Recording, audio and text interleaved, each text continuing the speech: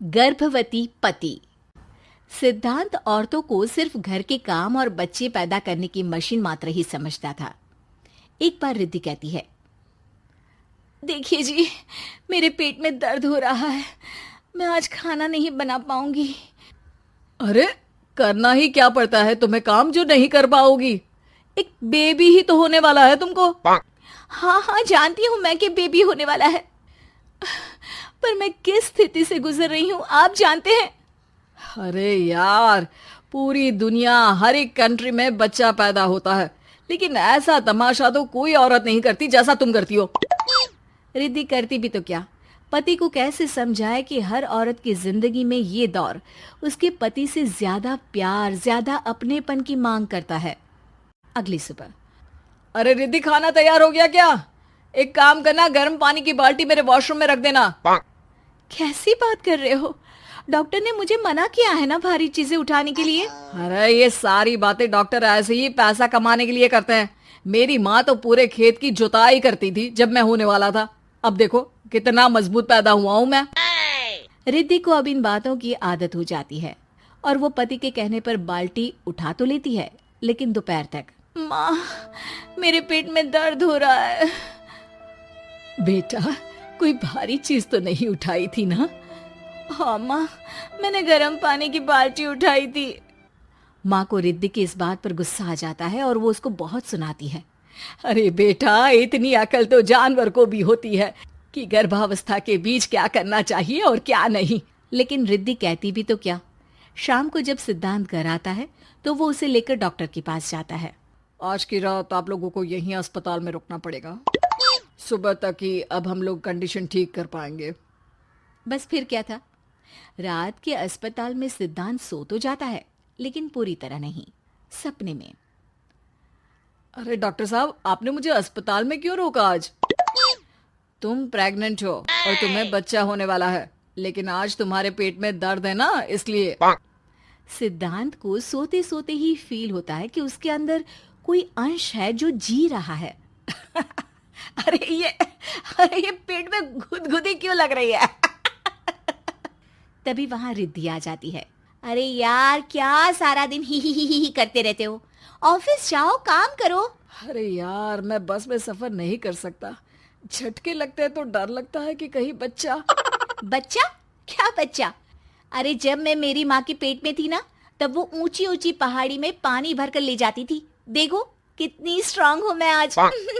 पति को रिद्धि की बात पर गुस्सा आता है और वो सीधा अपने पिता को फोन करता है। देखिए ना पिताजी, एक तो पेट में बच्चा, ऊपर से बीवी कोई केयर ही नहीं करती, ना ही ख्याल रखती है, ऊपर से ज्यादा काम बता देती है। अरे बेटा, इन महिलाओं को बच्चा पैदा करना पड़े ना, तब पता चले कि कैसे खुद के अंदर एक जीव को पालना मुश्किल होता है। अगर अपने बाप से फुर्सत मिल गई हो तो ऊपर छत पर मेरे कपड़े सूख रहे हैं, ले आइए। सिद्धांत सीढ़ियां चढ़कर छत पर जाता है और हांफने लगता है। हे भगवान, लग रहा है कि बच्चा अभी हो जाएगा। रिद्धि, ओ रिद्धि! क्या हो गया? छत पर अमेरिका का प्लेन देख लिया क्या जो एक्साइटेड होकर चिल्ला रहे हो?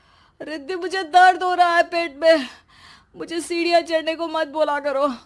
अरे यार, नाटक शुरू इनका। जब देखो तब बहाना। बच्चा ही तो होने वाला है, कौन सा संसद से देश का बजट पेश करने वाले हो जो इतना घबरा रहे हो? अरे यार, कौन समझाए तुमको, मुझे घर जाना है। अब नीचे भी आ जाओ या ऊपर से कूदकर घर चले जाओगे? सुनो, आज शाम को जल्दी से आ जाना, मुझे ना गोलगप्पे खाने का मन है। एक तो पता नहीं तुमने जॉब क्यों छोड़ दी।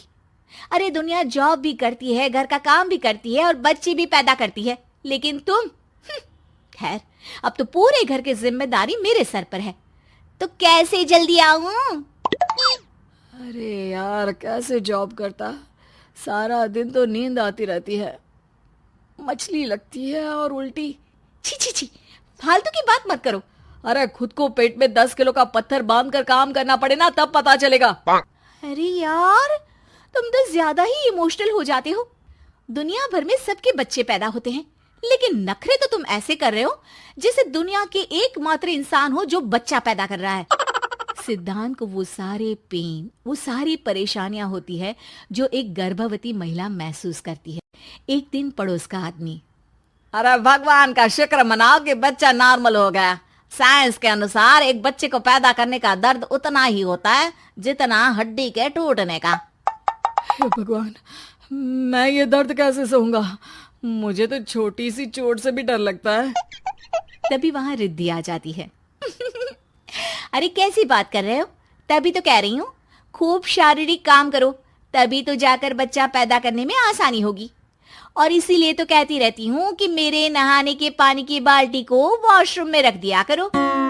सिद्धांत बेचारा करता भी तो क्या, जब बीवी समझने को राजी ही नहीं। सिद्धांत पानी की बाल्टी उठाकर जैसे ही वॉशरूम में रखता है, उसके पेट में दर्द होने लगता है। हे भगवान, मर गया रे, मेरे पेट में दर्द हो रहा है। भगवान, मेरा बच्चा तो ठीक है ना? सिद्धांत रोने लगता है कि तभी वहां नर्स आ जाती है। ए, रो क्यों रहे हो? तुम्हारा बच्चा ठीक है। भला कोई आदमी प्रेगनेंसी में अपनी बीवी से बाल्टी उठवाता है क्या?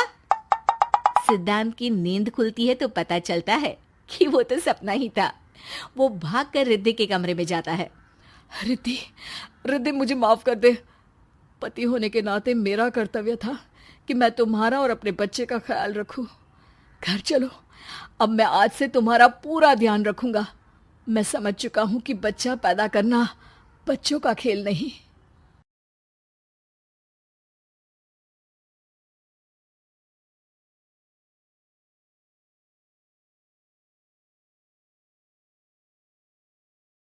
गांव के चाउमीन। गांव में चाउमीन का चलन अभी अच्छे से नहीं आया था, लेकिन सुरेश शहर से चाउमीन बनाना सीखकर गांव में ठेला लगाता है।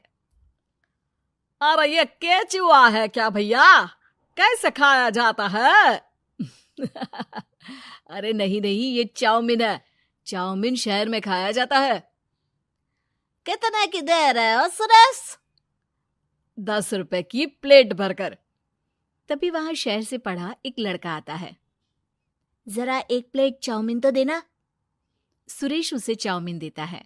उसे चाउमीन खाता देख गांव वाले भी उससे चाउमीन ले लेते हैं और खाने लगते हैं। अरे वाह सुरेश भैया, कमाल की बनाए हो। 2 प्लेट मेरे बच्चों के लिए भी पैक कर दो। बस फिर क्या था, सुरेश का ठेला लगता है और चाउमीन खरीदने वालों की लाइन लग जाती है। तभी वहां से गांव का साहूकार होकर गुजरता है। और ये क्या भीड़ लगी है? लगता है झगड़ा हो गया है गांव में। चलूं मैं अभी तो मजे ले लूं। अरे कहाँ है, इतनी भीड़ लगी है यहाँ? लड़ाई हो गई है क्या? अरे साहूकार साहब, ना ना ना, कोई लड़ाई ना हुई है। ये तो सुरेश की दुकान है चाउमीन की। हम लोग चाउमीन खाने आए हैं, आप भी खाइए ना। साहूकार चाउमीन खाता है और सुरेश की तरफ देखता है, जो सारे दिन के पैसे गिन रहा होता है। अरे सुरेश, क्या लागत है इस काम की? अरे साहूकार जी, आप अब आए हैं तो ये पूरे 10,000 रुपए ले जाइए, जो पिछले साल शहर जाने से पहले आपसे लिए थे ना। लागत तो क्या कहे, जो आपने दिया था उसी में सीखा भी है और दुकान भी खोल ली। अरे पैसे इतने जल्दी, क्या जरूरत थी? कैसे जरूरत नहीं थी साहूकार जी, इतना मोटा ब्याज कहाँ से भरते। साहूकार को अब सुरेश की दुकान को हड़पने की लालच आ जाती है। नाना करते ये सारे दिन में 500 रुपए कमा ही लेता है। अरे गांव में ये ऐसे ही कमाता रहा तो कहीं ब्याज का काम ना शुरू कर दे। अरे भैया, कोई ना कोई जुगाड़ तो करना पड़ेगा। अब साहूकार घर आ जाता है और अपनी बीवी को सारी बात बताता है। हाँ जी, ये तो मैंने भी सुना है कि सुरेश के हाथ की चाउमीन नहीं खाई तो कुछ नहीं खाया। अरे हाँ हाँ, सही ही कहते हैं। मैं अभी खा कर ही आ रहा हूँ। अरे भाग्यवान है, कितना अच्छा हो ना अगर वो पैसा हम लोगों को मिल जाए। क्यों? हैं? हाँ, वो तो है, लेकिन कैसे? हम लोगों को तो चाउमीन बनाना आता ही नहीं है। साहूकार और उसकी बीवी अब रोज चुपके से सुरेश के घर जाते हैं और खिड़की से उसे चाउमीन बनाते देखते। अब क्या था, दोनों को चाउमीन बनाना आ जाता है। फिर एक रोज, और सुरेंद्र, तुझे साहूकारनी ने बुलाया था। बोल रही थी कि बेटे के जन्मदिन में 10 किलो चाउमीन का ऑर्डर देना है, बना दोगे ना? अरे हाँ हाँ साहूकार जी, मैं जरूर बना दूंगा। कब देना है घर में 10 किलो चाउमीन? अरे वो तो तू घर आकर बता कर लेना, मैं नहीं बता पाऊंगा।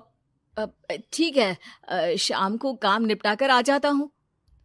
सुरेश साहूकार के घर जाता है, लेकिन वहां मियाँ बीवी मिलकर उसे बंधक बना लेते हैं। अरे मुझे क्यों बांध रखा है, मुझे छोड़ दो। आज से तेरा ठेला मैं लगाऊंगा और बहुत सारे पैसे कमाऊंगा।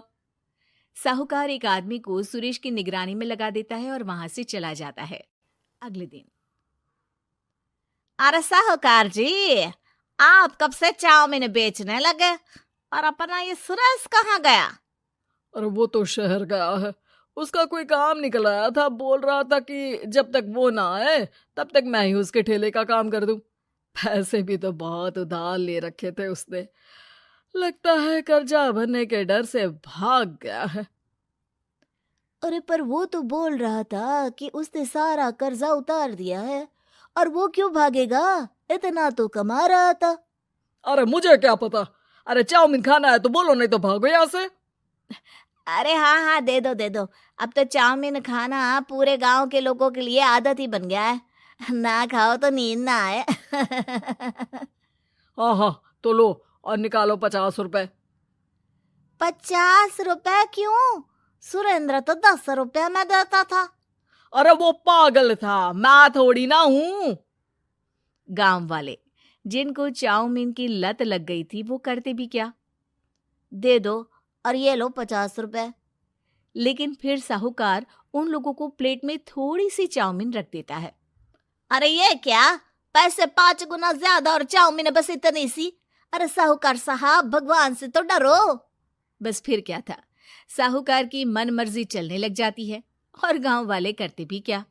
एक रोज, मुझे तो लगता है कि सुरेश को साहूकार ने मार डाला होगा, क्योंकि उसका काम इतना अच्छा चल रहा था, फिर वो क्यों जाता? और वो भी साहूकार के हवाले दुकान करके? ना बाबा ना। अगले रोज, भाग्यवान, देखो तो जरा, इस सुरेश भी ना कितना पागल था। जिस काम से वो ज्यादा पैसे बना सकता था, उससे इतने कम पैसे छाप रहा था। 50 रुपए प्लेट में भी गांव वाले खूब खा रहे हैं चाउमीन। हाँ जी, और जितने में वो लोगों को 10 प्लेट खिलाता था, भर भर कर हम लोग उतने में 20 प्लेट बना रहे हैं। क्यों जी? वहीं सुरेश रोज भगवान से मांगता कि बस एक बार वो किसी तरह वहां से निकलने में कामयाब हो जाए, लेकिन उसकी हर कोशिश नाकामयाब होती। फिर एक दिन, अरे भाग्यवान, ऐसा कुछ करो कि चाउमीन बनाने का खर्चा आधा हो जाए, जिससे हम लोगों को और मुनाफा हो। ना जी, मुझे तो कोई तरकीब ना सूझ रही। अरे सुनो, एक काम करते हैं, चाउमीन बनाने में जो सब्जी लगती है वो मंडी में लेने तुम देर रात चली जाना। तब तक वो सारी सड़ी गली सब्जी जो दुकानदार वहीं फेंक जाते हैं, वो उठा कर ले आना फ्री में। अरे वाह जी वाह, आप तो बहुत समझदार हैं जी। बीवी वैसा ही करती है, लेकिन अब लोग चाउमीन खाते तो मुंह बनाकर। फिर एक बार, अरे राम राम राम, ये पेट में दर्द काहे हो रहा है? आई, आई, आई, आई, आई।